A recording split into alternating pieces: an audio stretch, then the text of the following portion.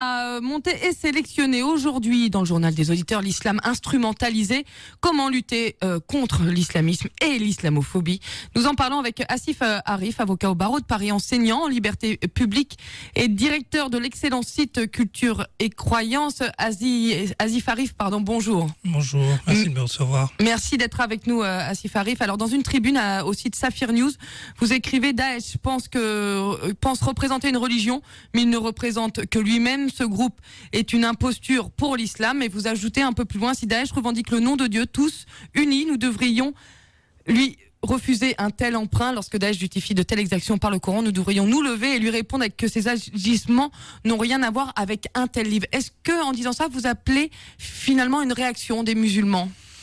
Oui, d'abord un petit clin d'œil à Yanis Mansouri quand même, qui est un ami au passage. Et puis oui, par rapport à cette tribune qui a été écrite sur Safir News, je pense que les deux arguments peuvent s'entendre. On a des observations des musulmans qui disent qu'on ne veut pas condamner. Est-ce que les chrétiens, on leur demande de condamner à chaque fois qu'il y a quelque chose qui se passe avec eux? Bien sûr. Mais ce que je pense, c'est qu'il faut changer de paradigme dans notre manière de voir les choses.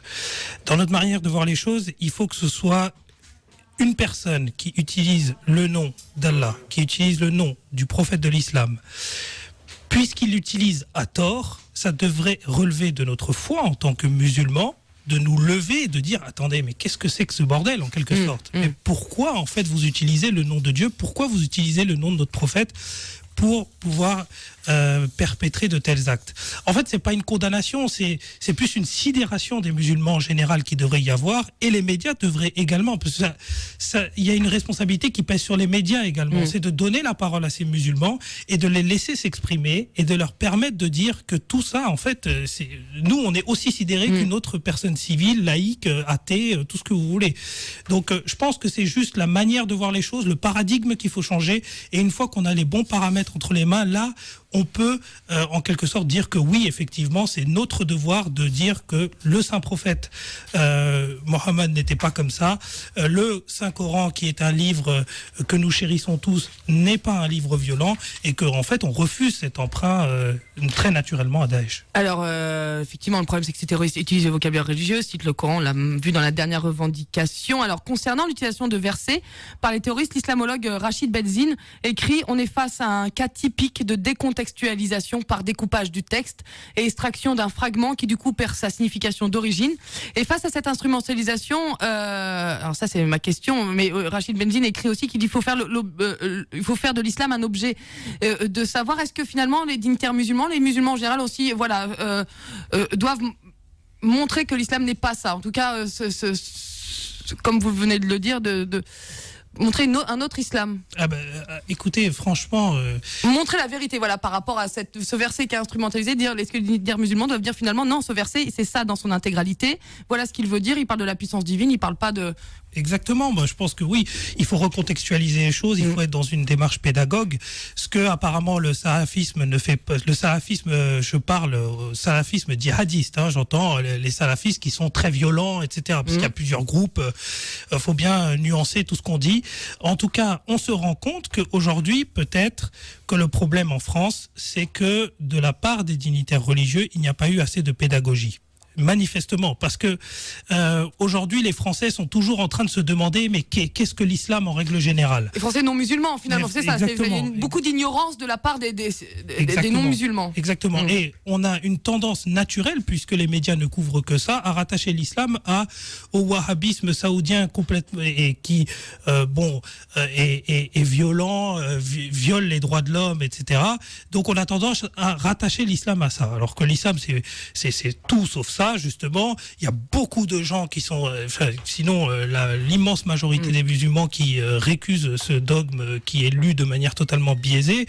Je pense que les initiatives, moi je parle en tant, alors moi je représente, j'ai pas la prétention de répondre de tous les courants musulmans, mais en tout cas moi j'appartiens à un courant musulman qui s'appelle l'Ahmadiyya, sur lequel j'ai écrit un ouvrage. Donc ce courant musulman, en fait, ce qui fait, c'est que oui, on fait de la pédagogie autour de l'islam, c'est-à-dire qu'on va faire des conférences sur le Coran, on va essayer d'expliquer quels sont les versets sur le Coran, on va aussi faire des actions comme rencontrer une famille musulmane, où on va inviter des gens chez nous à partager et à s'exprimer, en fait, parce que c'est le plus gros problème aussi, les gens ne se parlent plus. Et donc, il y a un besoin de se parler, et il y a un besoin de se rencontrer. Et ça, c'est un message qui correspond tout à fait à la fraternité française et au message d'amour et de paix de l'islam. Répondre aux terroristes par la connaissance. Il y a Kabil Hotel Kabilo qui me dit sur Facebook, personne ne parle du terrorisme chrétien, le Ku Klux Klan aux États-Unis, les pogroms en Roumanie, les anti-Balaka en Centrafrique, l'armée de résistance du Seigneur en Ouganda et bien d'autres groupes en Inde ou au Liban. Pourtant, personne ne parle de christianophobie. Je pense que l'islamophobie est juste un prétexte pour camoufler la xénophobie envers les Arabes et les Africains, nous dit Kabil Hotel Kabilo. Est-ce qu'on peut dire aussi que surtout ce qu'on appelle l'islamisme n'est pas de l'extrémisme musulman religieux, mais plutôt une idéologie politique et totalitaire? Ça c'est une grosse question. Alors l'islamisme est utilisé à toutes les sauces, mais on ne sait toujours pas aujourd'hui à quoi ça renvoie exactement. C'est pas encore figé. On ne sait pas si c'est l'islamisme. Est-ce que c'est l'islam politique, ce que certains auteurs appellent. Et c'est vers cette signification-là, en tout cas, que les grands chercheurs des différentes écoles de sociologie, etc., les islamologues s'orientent. Bon, maintenant, enfin, ce qui est clair, c'est que vous avez l'islam au sens de religion et vous avez un islam que l'on réutilise à sa sauce pour commettre des pires exactions. Moi, je suis partisan du fait que l'islam devrait rester tout d'abord une religion. C'est-à-dire que ça devrait rester, et même dans les pays où il y a une religion d'État, ça devrait rester un élément consultatif. Bien évidemment, si cette religion détermine la politique de l'État, il faut qu'elle la détermine. Ça, il n'y a aucun problème. Vous savez, on vit dans un monde qui n'est pas uniforme. On ne peut pas, l'Occident ne peut pas se prétendre aller donner des leçons à la terre entière. Aujourd'hui, on vit dans un monde qui est très différent de par ses coutumes, de par sa manière de faire, par sa manière d'agir. Modèle politique aussi. Exactement, modèle politique, modèle législatif. Donc on ne peut pas aujourd'hui, un modèle ne peut pas avoir la prétention de s'imposer sur un autre modèle. Surtout que si un modèle a la prétention de s'imposer sur un autre, on se rend très vite compte que le modèle initial a déjà ses propres défauts. Merci à Sifarif. On va dans quelques instants écouter les auditeurs. Je voulais vous lire ce propos de Myriam Benran, qui est spécialiste de l'Irak et du monde arabe, chercheuse aux séries. Elle dit derrière l'apparat religieux qui l'enrobe, il y a elle parle de Daesh, il y a un discours sur la question du capitalisme moderne, des inégalités, du racisme, des discriminations à l'échelle mondiale et de la crise profonde du multiculturalisme. Tant qu'on n'aura pas le courage de le dire et qu'on nous présentera ce mouvement comme un mouvement purement cantonné au Moyen-Orient et purement religieux, on passera complètement à côté de la question. On va tout de suite écouter Alassane. Alassane, bonjour. Oui, bonjour. Bonjour Alassane. Bonjour. Je présente quand même mes condoléances, mais passez quand même aux victimes et aux proches et amis. Ça, c'est quelque chose d'inqualifiable. Moi, je retiens trois choses, madame.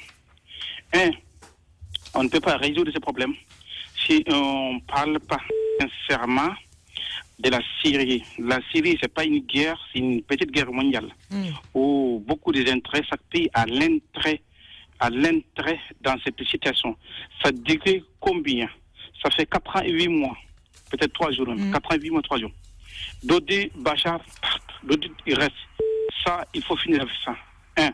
Le deux, il faut parler clairement et sincèrement la relation avec Qatar et Arabie Saoudite. C'est pourquoi je dis ça. Et depuis 1932, voire même plus, l'islam wahhabite c'est comme une religion d'État en Arabie Saoudite. Il coupe les mains, il empêche les femmes de conduire une voiture. Toute la barbarie qui se trouve dans le monde se trouve en Algérie. Qu'est-ce que nous voyons? Le terrorisme, depuis 2001, on avait plusieurs personnes sociétaires, plusieurs sont des Saoudiens. En tout cas, les quoi wahhabites. Tout le monde le sait. Si on ne dit pas réellement, on appelle Moussa Hollande, Moussa que je respecte, président que j'accepte, pour sa personne, pour sa fonction, et en tout cas, c'est vrai que j'aime bien. Mais on ne peut pas dire, Moussa Hollande, vous êtes allié privilégié en parlant d'Arabie Saoudite. C'est intéressant ce que vous dites, Alassane. Merci beaucoup de cette intervention. Alors, je vais citer de nombreuses tribunes aujourd'hui, mais dans une tribune Au Monde, c'est les historiens Sophie Bessis et Mohamed Harbi qui écrivent nous mesurons la multiplicité des causes de l'expansion de l'islamisme radical. Bon, ils citent par exemple l'abandon des banlieues, de l'école et l'incapacité des élites hexagonales à lire la complexité du monde. Et Sophie Bessis et Mohamed Harbi ajoutent à Sifarif, exigeons que la France mette un terme à ses relations privilégiées avec l'Arabie Saoudite et le Qatar, les deux monarchies où l'islam wahhabite, ce que je viens de dire Alassane, est la religion officielle, tant qu'elles n'auront pas coupé tout lien avec leur épigone djihadiste, tant que leurs lois et leurs pratiques iront à l'encontre d'un minimum décent de l'humanité. Est-ce que vous êtes d'accord avec cela? Est-ce que le Qatar et l'Arabie Saoudite ont une responsabilité dans le développement de cette idéologie mortifère? Écoutez, oui, enfin, visiblement en tout cas leur doctrine de l'islam. Enfin, franchement, on pourrait dénombrer un certain nombre de paramètres qui nous permettent de démontrer en fait que l'islam wahhabite tel qu'il est pratiqué aujourd'hui fait tout et son contraire, et surtout est contraire à l'islam, aux différents éléments que l'islam. Et d'ailleurs, j'invite les auditeurs à lire un ouvrage qui déconstruit bien ça et qui est peu connu des Occidentaux. Et ce qui est dommage, c'est un livre qui s'appelle Islam et droits de l'homme, qui a été écrit par Mohammad Zafrullah Khan. Et en fait, ce livre déconstruit totalement cette logique de dire que l'islam est contraire aux droits de l'homme. Mais on remarque en fait l'islam wahhabite tel qu'il est pratiqué aujourd'hui est en contrariété avec les droits de l'homme. Mais quand on lit ce livre, on voit que l'islam au sens corps et dogme et au sens textuel ne peut pas être contraire aux droits de l'homme. Donc l'islam wahhabite n'est pas de l'islam? Oui, c'est ce qu'il faudrait dire. En fait, c'est ce qu'il faudrait avoir En fait, il faudrait avoir un discours clair sur le fait que l'islam wahhabite aujourd'hui ne peut pas se dire représenter l'islam, parce que par exemple, vous voyez, il y a des pratiques moyenâgeuses qu'on peut pas admettre et qui ne sont plus admissibles aujourd'hui. La religion a toujours été conçue par le prophète de l'islam lui-même comme quelque chose d'élastique. Il a lui-même dit dans une de ses paroles, de ce que l'on appelle les hadiths, dans un de ses hadiths, il dit que toute personne qui voit la religion avec rigueur et beaucoup trop de dureté, eh bien, il va succomber à sa tâche. C'est-à-dire que la religion doit être conçue comme un corps vraiment élastique de compréhension et qu'elle doit être facile pour les croyants. Donc, quand on comprend ça et qu'on voit la dureté avec laquelle l'islam wahhabite est en train d'aujourd'hui appliquer les règles de l'islam, si on peut parler de règles, eh bien, bon, voilà, on a fait le tour de la question. Merci à Sifarif. On va écouter un autre auditeur. On va écouter Kader. Kader, bonjour. Oui, bonjour Stéphanie, bonjour à tous les invités. Bonjour Kader, on vous écoute. Voilà, je souhaite apporter un peu mon grain à l'émission. Je voulais dire que concernant ce qu'on appelle les terroristes et djihadistes et tout, on a l'impression, en écoutant, j'ai pris l'émission en marche, que ces individus sont des gens raisonnables à qui il faut accepter certaines doléances et tout. Alors que pour autant, c'est des gens qui sont complètement fous et cervelés, qui n'obéissent pas si écervelés que ça, Kader, hein? Pardon? Je ne suis pas si écervelés que ça, hein. Ils ont fait quand même preuve de beaucoup d'organisation, c'est pas des simplés, c'est pas des simples d'esprit. Dans le but de détruire, bon, écervelés, c'est, comment dirais-je, ça dépend de sur quel bord on se place. C'est des gens complètement fous qui ne pensent qu'à détruire, même leur propre personne. Et même quand vous regardez un peu l'histoire de ces personnes-là, vous allez voir que c'est des gens qui ont commencé par le banditisme et tout, des gens même qui ne pratiquent pas la religion de façon correcte, qui consomment la drogue, l'alcool et tout, et qui prétendent défendre l'islam, qui s'érigent une certaine doctrine pour dire qu'eux, ils sont là pour défendre l'islam, alors que c'est complètement faux. Ils se battent, ils ont une haine de la France qui n'osent pas dire. Ils ont une haine de toutes les règles simples de la société. C'est des gens qui n'acceptent rien. Aucune règle ne leur fait peur. Voilà, c'est un peu dans ce cadre-là, je veux dire. C'est des gens qui n'acceptent rien du tout. Voilà, c'est des fous. Il faut les traiter comme des fous. Voilà. Les enfermer. Merci Kader. Une réponse à Sifarif, à Kader Alors je pense que Kader, la manière dont il aborde le sujet, en tout cas ça revient à traiter de la question de la radicalisation et de tous ces jeunes. En fait, ce qu'il faut comprendre, c'est comment on en arrive là. Et comment on en arrive là, ça appelle à plusieurs facteurs d'explication. D'une part, on en arrive là parce qu'il y a peut-être un déclassement social quelque part. C'est-à-dire qu'on a de la précarité économique qui fait qu'on s'exclut aussi quelque part de la société. Et beaucoup d'études ont été écrites sur le fait que comment en fait on arrive à aboutir à ce stade de pensée, etc. Le phénomène sectaire finalement aussi, d'endoctrinement. Oui. On peut être dans un phénomène d'endoctrinement, mais en fait c'est que le terreau propice à l'endoctrinement, c'est le déclassement social en fait. Le fait d'être totalement sans repère, le fait de ne pas avoir un but, par exemple, on nous rebâche souvent ça, le fait de ne pas avoir un but, Mais je crois que ça montre d'autant plus que ces gens-là n'ont pas compris l'islam, parce que le but de l'islam, c'est de vous faire justement aboutir à une forme de libération spirituelle individuelle avant.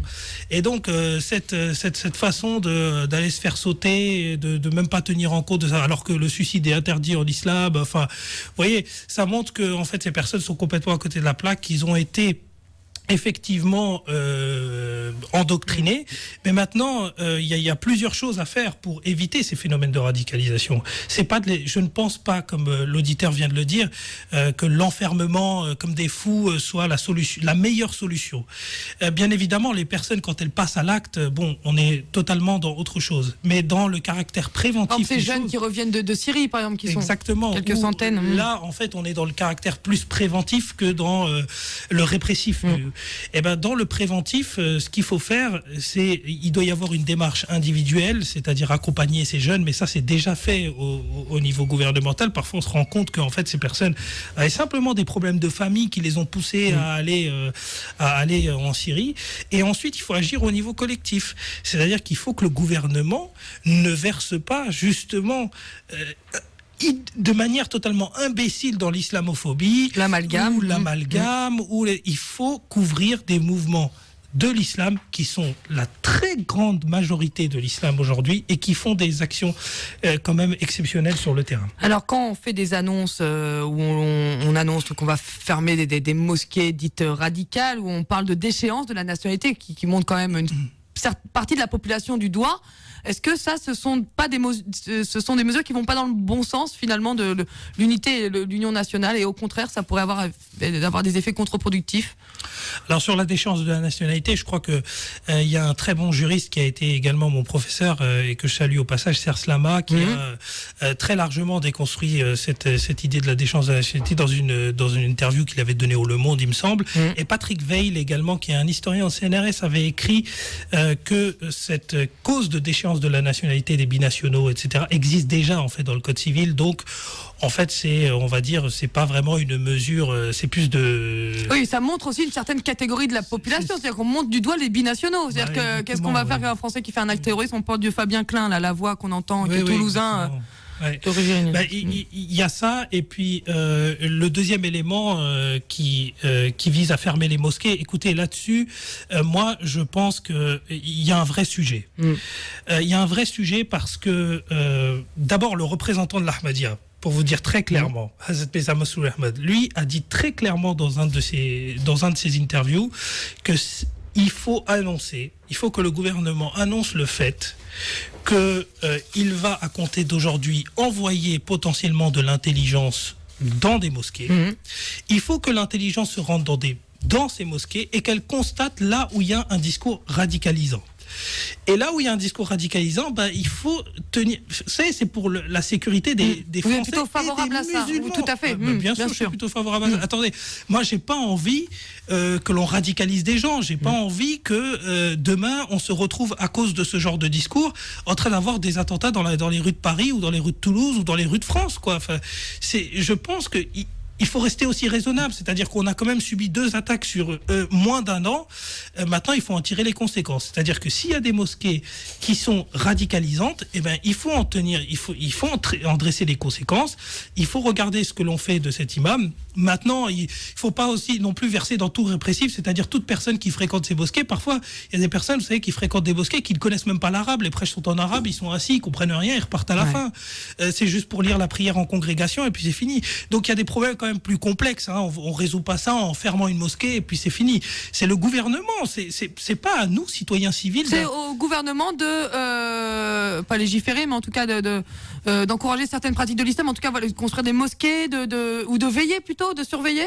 De surveiller et puis aussi d'enjoindre et de proposer. De former des imams, on parlait de ça aussi. Oui, bien sûr, former des imams, ça c'est une possibilité, mais surtout on a déjà si vous voulez, on a déjà un environnement qui peut nous permettre aujourd'hui de montrer une belle vision de l'islam. Donc, ça peut passer par le biais de construction de mosquées avec des imams modérés, tout ce que vous voulez, mais on a déjà un parterre qui est suffisamment établi pour pouvoir le faire. Maintenant, reste à déterminer qu'est-ce qu'un discours radicalisant, comment ça se passe dans les faits, et ça, on a un bureau central des cultes au ministère de l'Intérieur qui s'en occupe. Donc, il devrait prendre les mesures nécessaires pour pouvoir... On va écouter les auditeurs que j'ai un peu oubliés. Avant ça, je vous lis plusieurs messages de Souleymane Traoré, rapidement, hein, qui nous affiche plusieurs versets du Coran, qui notamment celui qui a tué un homme, qui n'a commis aucune violence sur terre ni tué. C'est comme si il avait tué tous les hommes. Voilà, Souleymane nous met plusieurs images comme ça sur la page Facebook de l'émission. Je m'excuse auprès des auditeurs. On a le temps d'écouter Bienfait encore. Bienfait, bonjour.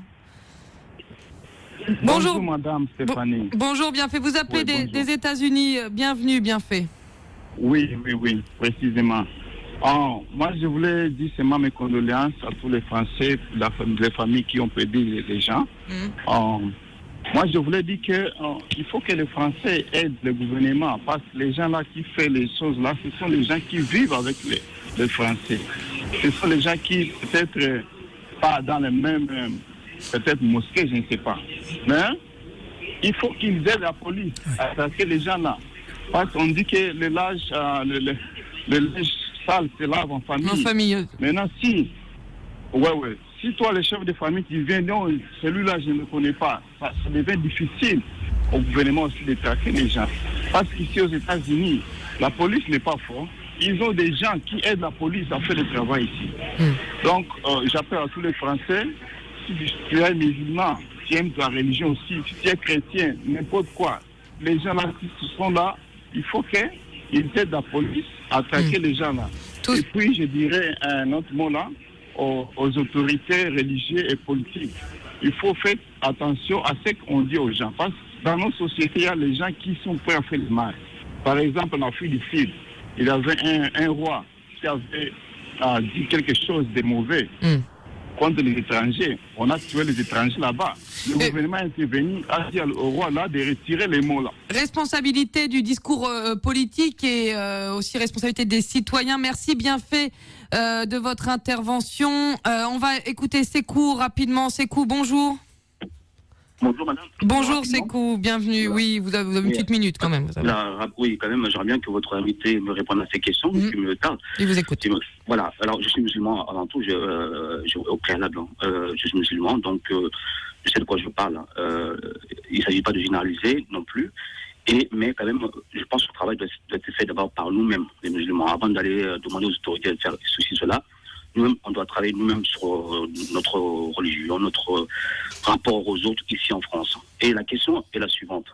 Là, force de constater que quand même, souvent, quand il y a un attentat, ce ne sont pas des extrémistes chrétiens ou juifs qui commettent ça, c'est souvent lié à des musulmans.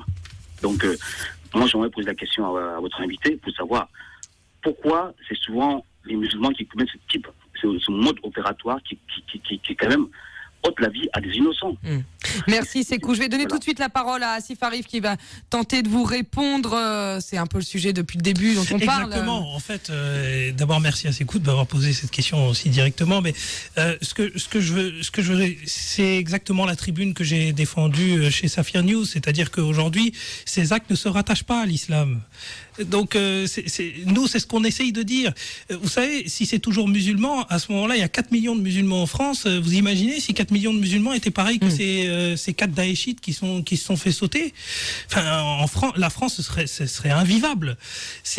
En fait, le paradigme est mauvais. C'est ce que je dis. C'est ce qu'on dit, c'est rien de religieux finalement. Ces terroristes ne prospèrent rien sur la religion, ils prospèrent plutôt sur une idéologie mortifère, totalitaire. Exactement. On les compare beaucoup au nazisme. Je ne sais pas ce que vous en pensez. Et finalement, voilà, faut les vider de leur substance religieuse. Exactement. Ne pas leur permettre. En leur donnant de la substance religieuse, en fait, quelque part, on légitimise aussi leur discours religieux. Et en fait, en leur ôtant ce discours religieux, on les délégitimise dans leur caractère religieux.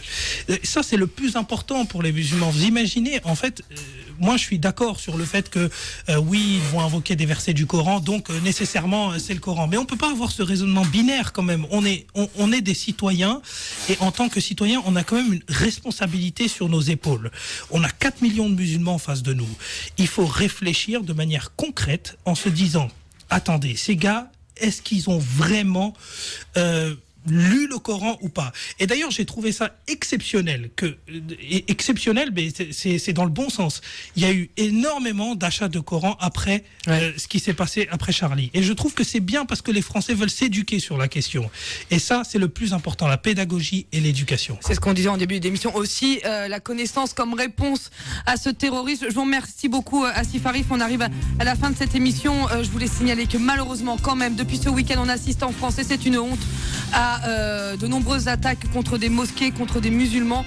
Voilà, ne tombez pas dans le piège des terroristes. Merci encore, Asif Arif, d'avoir été notre invité. Je rappelle que vous êtes avocat au barreau de Paris, enseignant en liberté publique et directeur du site Culture et Croyances, www.culture avec un s-et-croyance avec un s.com, un site qui aussi promeut le dialogue interculturel. C'est important en cette saison. Merci à tous d'avoir participé à ce journal des auditeurs. On se retrouve demain pour une nouvelle édition. D'ici là, passez une bonne journée à l'écoute des programmes.